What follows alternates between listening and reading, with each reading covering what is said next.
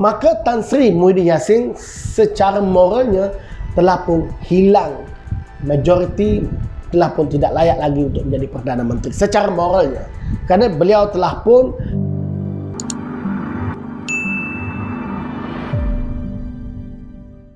Assalamualaikum warahmatullahi wabarakatuh. Terima kasih kepada penonton, sahabat-sahabat, subscriber hamba yang masih setia di channel YouTube hamba Jami Hasil, YouTuber rakyat. Okey, yang baru masuk hamba Jami Hasil. Jadi kalau tak subscribe, bila tekan butang subscribe dan butang loceng di sebelah kanan itu untuk mendapatkan video-video yang baru daripada hamba.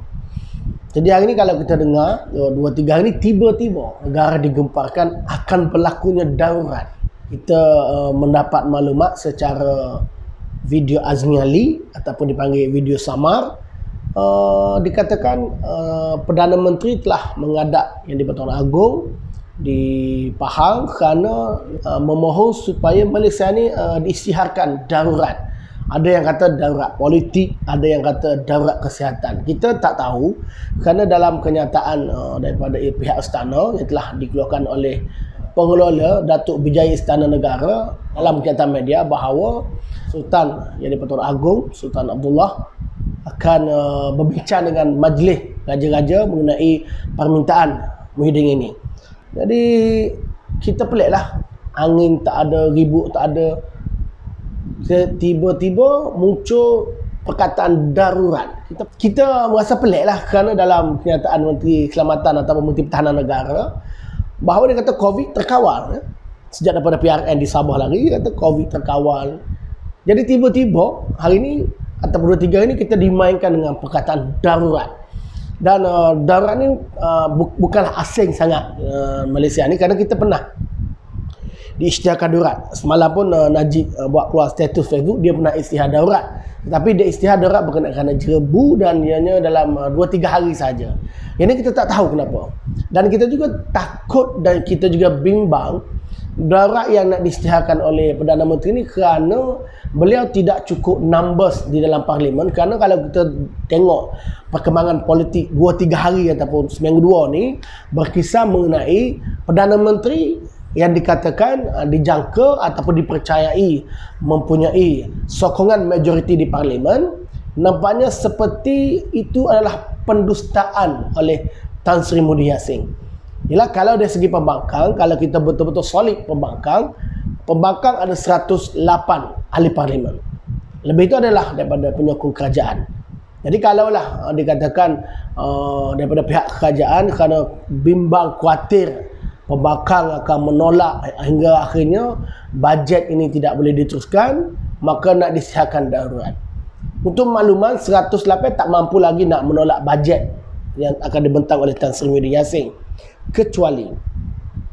Kecuali memang ada di kalangan ahli parlimen yang sebelum ini dikatakan menyokong kerajaan ataupun menyokong Tan Sri Muhyiddin Yassin, sebenarnya tidak menyokong. Itu sebenarnya menjadi kebimbangan Perdana Menteri hari ini. Dan kebimbangan itu adalah logik, relevan kerana 2 minggu lepas kita terbaca permohonan daripada Tengku Razali Hamzah bahawa beliau ingin membuat satu undi tak percaya di parlimen. Tengku Razali Hamzah adalah daripada BN ataupun daripada UMNO. UMNO adalah blok kerajaan. Ini bermakna memang sudah ada bibit-bibit di peringkat yang menyokong kerajaan tidak lagi percaya Perdana Menteri hari ini. Maka boleh dikatakan bahawa Perdana Menteri hari ini tidak ada sokongan majoriti. Jadi kita bimbanglah, hanya kerana itu, hanya kerana nak mempertahankan jawatan Perdana Menteri hari ini disandang oleh Muhyiddin Yassin, maka nak diisytiharkan darurat. Kata Presiden kami, Tuan Haji Muhammad Sabu, yang darurat hari ini bukanlah negara Malaysia. Kerana kita dah ada undang-undang ataupun rakyat sudah pun ikut undang-undang yang telah ditetapkan oleh MKN, KKM. Yang tak ikut undang-undang ini daripada PAS. Tetapi kenapa di saat rakyat boleh berdisiplin mengikut apa saja undang-undang ataupun ketetapan yang telah ditentukan oleh kerajaan nak diisytiharkan darurat? Sebelum ini mereka kata mereka mampu mengawal COVID ini. Bahkan kalau kita masih ingat, ada lagi mulut-mulut nakal jahat yang menyatakan bahawa PH gagal mengurus COVID-19. Jadi pada hari ini, kalaulah Tan Sri Muhyiddin Yassin mempersembahkan cadangan untuk mengisytiharkan darurat kerana COVID ini jelaslah bahawa yang pertama mungkin beliau tidak cukup numbers dan bimbang akan berlaku ni tak percaya ataupun tak cukup sokongan majoriti di parlimen apabila dia bentang bajet, ataupun memang Tan Sri Muhyiddin Yassin dan kumpulannya tak mampu untuk uruskan COVID-19 di Malaysia ini. Walaupun sebelum ni mereka kata mereka mampu baca doa Alhamdulillah. Dan yang kita paling sakit hati lah apabila Azmin Ali, Menteri Kanan, paling kanan ini, kata kalau Pakatan Harapan terus mentakbir, ramai lagi yang mati. Bukan kerana COVID tetapi kerana kegagalan Pakatan Harapan. Nah hari ini, kalau kita kira, kalau betul lah Tan Sri Muhyiddin Yassin mempersembahkan untuk memohon kepada Yang di-Pertuan Agong untuk mengisytiharkan darurat di Malaysia, siapa yang tidak mampu menguruskan isu COVID sekarang ni? Kenapa perlu kepada darurat? Adakah sudah habis idea?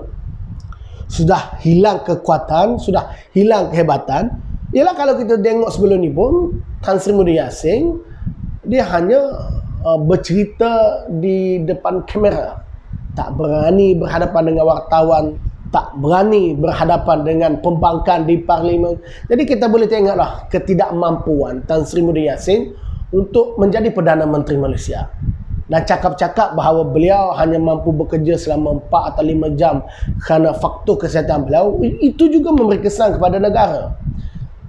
Dan kalau kita boleh tengok pada hari ini, kalau sebelum ni ramai yang menyalahkan Tun Dr. Mahathir kerana letak jawatan bila tidak ada majoriti. Nah hari ini ramai pula yang menghormati, menyanjung tinggi Tun Dr. Mahathir dan meminta supaya Tan Sri Muhyiddin Yassin ikut jejak langkah Tun Dr. Mahathir, yakni letak jawatan kerana tidak ada majoriti lagi, kerana tidak ada sokongan di parlimen.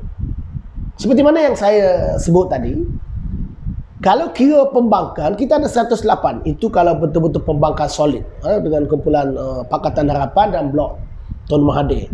Kalau kita betul-betul berpadu, kita hanya ada 108. Maka 108 tidak lagi cukup untuk menolak bajet kerajaan Perikatan Nasional. Jadi kenapa nak takut? Kecuali Tan Sri Muhyiddin Yassin sudah hidup, ada komplot, ada cubaan ingin menggulingkan beliau, dan sudah pasti ianya datang juga daripada penyokong ataupun yang dikatakan menyokong beliau.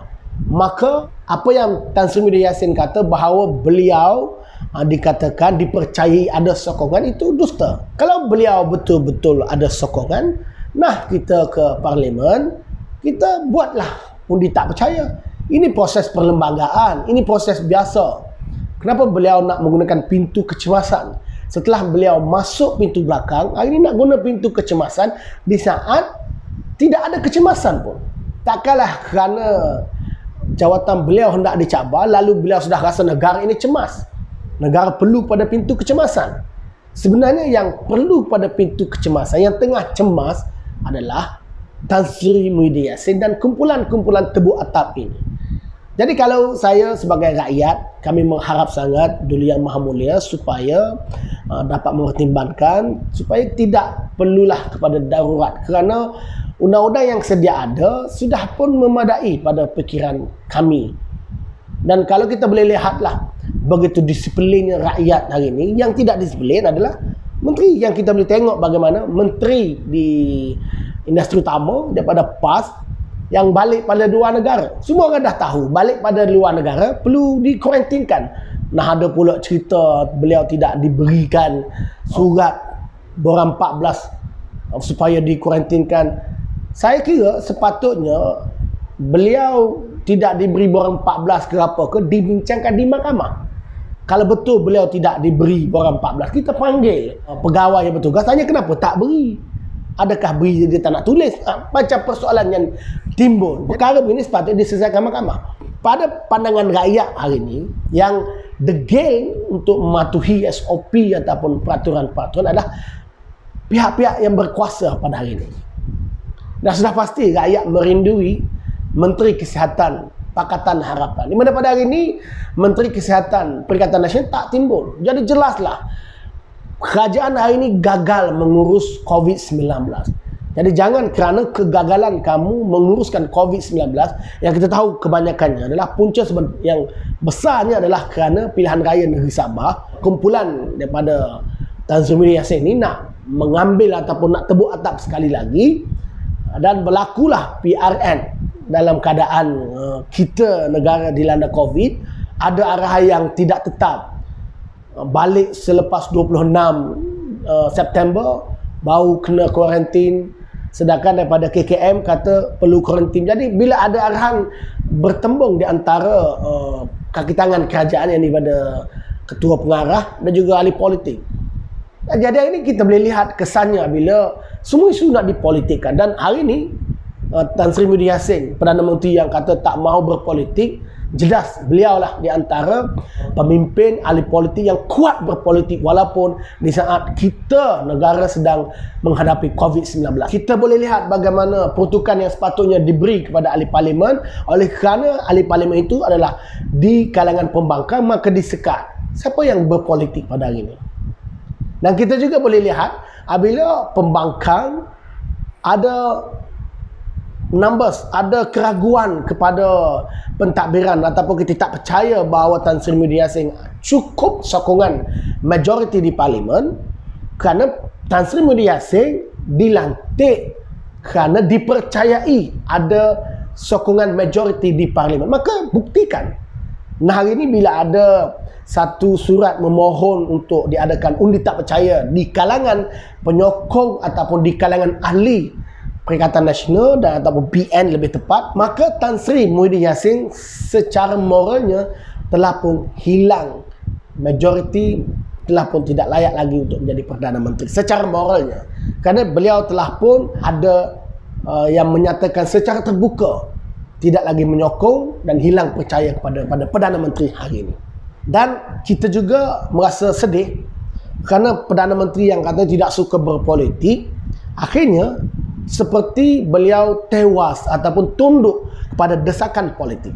Apabila secara terbuka Presiden UMNO dan juga melalui setiausahanya mengatakan bahawa beliau akan menarik balik sokongan kepada kerajaan sekiranya permintaan-permintaan daripada parti UMNO tidak ditunaikan, sehingga ada kata nak buat syarat baru bertulis. Maka tiba-tiba dengan tidak ada apa-apa, tidak keluarlah syarat-syarat ataupun yang telah diberikan, Presiden UMNO mengatakan digenjatan senjata. Adakah permintaan yang telah dimohon, yang telah didesak oleh UMNO itu telah dipenuhi? Sekiranya benar, maka jelaslah Tan Sri Muhyiddin Yassin bukan lagi mendengar suara rakyat, tetapi mendengar desakan politik kerana nak mempertahankan kuasa beliau sebagai Perdana Menteri. Jadi saya kira darurat ini seolah-olah sebenarnya adalah pintu kecemasan Muhyiddin Yassin untuk terus mengekalkan sebagai Perdana Menteri, dan beliau terus berpolitik walaupun di saat pandemik ataupun wabak ini semakin menggila di negara ini. Dan saya juga menyeru kepada pembangkang, Datuk Seri Anwar Ibrahim, Tun Dr. Mahathir, supaya berpadu balik. Kerana pembangkang perlu kuat, pembangkang perlu bersatu untuk melawan Tan Sri Muhyiddin Yassin ini. Kerana negara ini boleh hancur kerana kegilaan seorang manusia yang ingin terus berkuasa. Walaupun kita boleh lihat, rakyat semua boleh lihat bahawa beliau sudah pun hilang kuasa, tetapi beliau terus ingin berkuasa dan dikatakan nak guna pintu ni, ini sangat tidak bermaruah. Maka apalagi jalan yang ada adalah pembangkang. Pembangkang perlu bersatu, dan saya harap sangat, dan kita boleh tengok DAP dan Amanah tidak senang apabila Datuk Seri Anwar Ibrahim mengatakan sudah ada sokongan majoriti 30 lebih, dikatakan datangnya daripada UMNO. Itu tak jelas, tetapi kita buat kira-kira, kalau tidak PAS, tidak GPS, tidak Tun Dr. Mahathir, tidak Warisan, tidak Pejuang yang menyokong, maka 30 itu adalah datangnya daripada UMNO. Saya kira itu idea yang tidak reformasi. Lebih baik kita berpadu kembali sesama pembangkang di saat pandemik ini. Saya kira inilah masanya Datuk Seri Anwar Ibrahim, Tun Dr. Mahathir duduk bersama. Kalau dengan UMNO, dengan Najib, dengan Zahid, dikatakan kita perlu berbincang, kenapa tak ambil jalan yang berbincang sesama kita? Mereka yang menjadi batu api di antara hubungan Anwar dan juga Mahathir ini, saya tak tahu kenapa mereka bersikap sedemikian. Mungkin mereka tak tahu bahawa kepentingan yang lebih besar adalah pembangkang bersatu melawan Tan Sri Muhyiddin Yassin ini dengan saluran demokrasi.